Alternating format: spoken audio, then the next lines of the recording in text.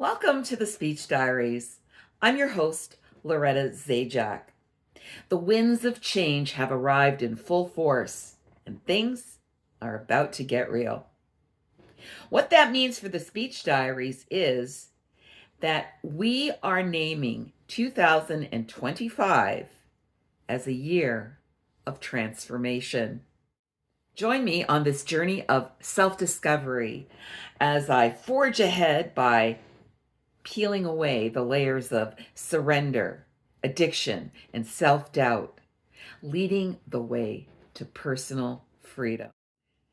You may be wondering, why at my age would I want to change? There is a why, which I will reveal at the end of this video. You won't want to miss it.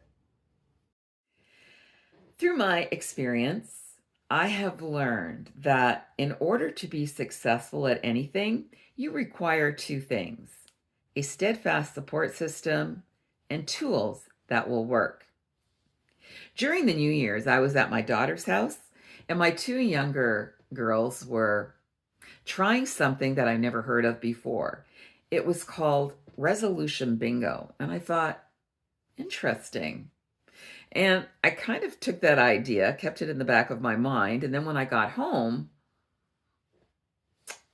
I'm going to try this out. And so I created my own resolution bingo card. In the next video, I'm going to show you how to do the same. It's quite easy, it can be quite fun, and you can be as creative as you like. So you won't want to miss that video. But for now, we are going to focus on a year of transformation. There are 3 areas that I am going to focus on this year and make them better. 1, physical; 2, creative; and 3, financial. Those are my goals. Let's start with the physical. Obviously, I want to lose weight. That's probably the main drawback for a lot of the things that I am not currently doing that I would love to do.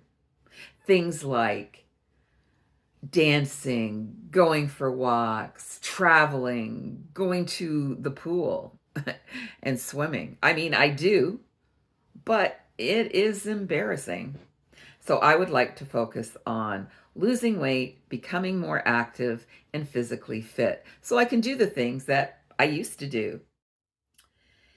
As far as the creative goes, number 2, I'm revamping, reintroducing, and improving the speech diaries. And if you're watching this video, I've been successful. And I can put a check mark on my bingo card. I'm also writing my stories, and I have a chapter book that is ready for publication. I'm just that close to getting it out there. It's Emeralds in the Attic. It's been in the works for over 40 years. It's something that I'm really proud of, and I know you're going to like it. It's a cute little book, and it stems from something that really happened in life, and you'll find traces of my life in between the pages in that book. I really like it, and I hope you will too once it's published, which will be soon. I would like to develop a workshop where I can share my experiences of how I've learned to cope with grief after the death of my son. And I've already given some talks and some speeches to different groups with a very positive feedback. And so I would like to delve into that a little bit more. Again, hoping to reach out to people that are looking for support. And write more stories, because that's what I like to do. The financial. That's probably the biggest hurdle that I have to quash. And I'll tell you why.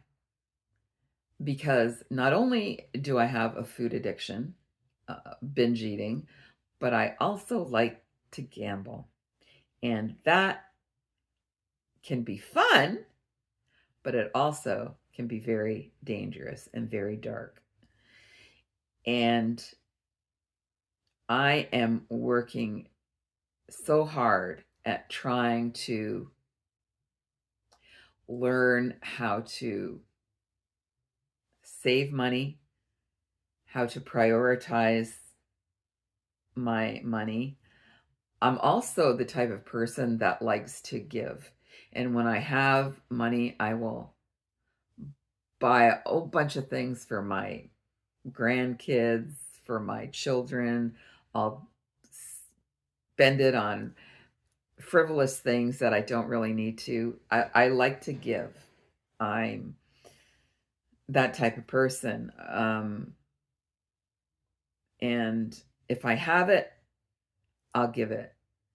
The problem is when I don't have it, I feel inadequate. I feel embarrassed and ashamed. And again, deep rooted psychological issues from the past, I'm sure. But what I'm really trying to do is just get my finances in order. I'm trying to learn how to properly enjoy the entertainment of maybe going to a casino or going to a show. Um, the problem that I have is not going to the casino. It's not even sitting down and playing a slot machine or a card game. The problem is the mentality. Once I'm actually playing, or say I'm at a slot machine and I'm losing, my mentality goes from being logical and sensible to live in the moment.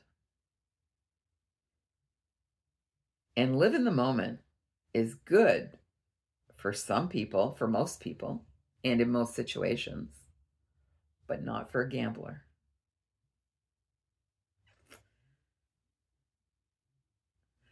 I think the key word in that phrase is moment.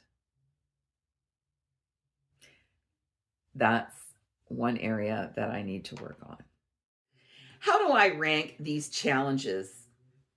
I'm going to share with you which one I think is the most difficult, the most embarrassing, and which one I'm really anxious to succeed in. So, first, the most difficult. I truly believe that it is a tie between the physical and the financial, mainly because with both of those areas, I'm dealing with addiction. My food addiction, which is binge eating mostly, but aside from that, I'm also a very emotional eater. You've heard the phrase, somebody wears their heart on their sleeve. Well, I wear everything that I put in my mouth, and not just on my sleeve, over my entire body. That is something I really have to work at. And I am reading some self help books on it, watching some videos that help with that. And I'm very serious about my commitment and understanding the psychology of what's going on so that I can overcome that addiction. And the second one, we've talked about it, is my gambling.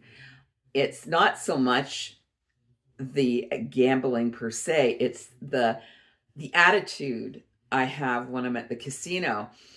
At home, I can be very logical, sensible, and matter of fact about budgeting and limits and all that. But when I'm sitting at a slot machine and things aren't going my way, yeah, I can get that mindset I talked about in uh, the mindset that I talked about previously, the live in the moment, which doesn't work for gamblers.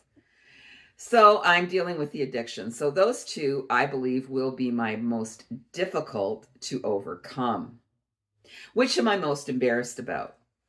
Most people will probably think that it is the physical because of my weight, which I'm not too happy about. But believe it or not, it isn't the most distressing. The one that I am really ashamed of is the financial. I feel like a loser sometimes. I really do. I think about what I could have at this point if it weren't for my bad choices. And I really get into a negative mindset about it. So I am working on that. So the financial, mainly the gambling, is what I am most embarrassed or ashamed of. Now, which one am I really excited about accomplishing? It's the physical. I want to be able to do some of the things I used to do, run up a flight of stairs. And there's another reason. Remember at the start of this video when I said there's a why for why I'm doing this in the first place? Let me share that with you now. My granddaughter, Saoirse, is 5 years old. And one day when I was with her, she innocently asked me this question, which took me aback when I first heard it. It was, Grandma, why aren't you little like the other grandmas? Now, I wasn't upset,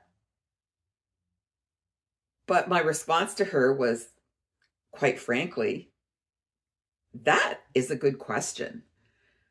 I didn't have anything else to tell her, which made me think about it even more and deeper. I don't want to appear to be odd to her or something that I shouldn't be. So, this is what drove the desire and the inspiration for me to move forward with this transformation project.